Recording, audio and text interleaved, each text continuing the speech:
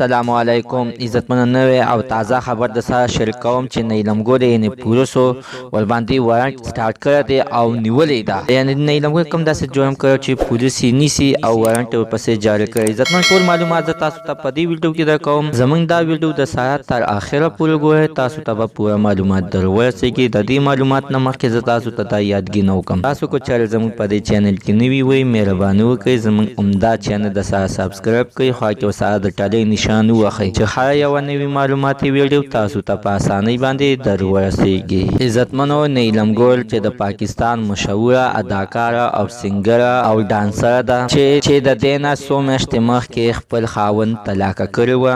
په هغه ویډیو کې نیلم ګل ویلي چې په دغه شانتې هره شپه به ماته خپل خاوند سرې راوستل او د به ترېنه پیسې اخیستلې. د دکې د وجې نه ماته خاوند طلاق راکړو چې ما د خاوند خبره نه منله. عزتمنو، راځو د خپل موضوع طرف ته. یعنې نیلم ګل اوس دغه اوازه خوره شوې ده چې نیلم ګل پولیسو نیولې ده او دا یې په څه باندې نیولې ده. ټول معلومات زه تاسو ته په دې ویډیو کې درکوم.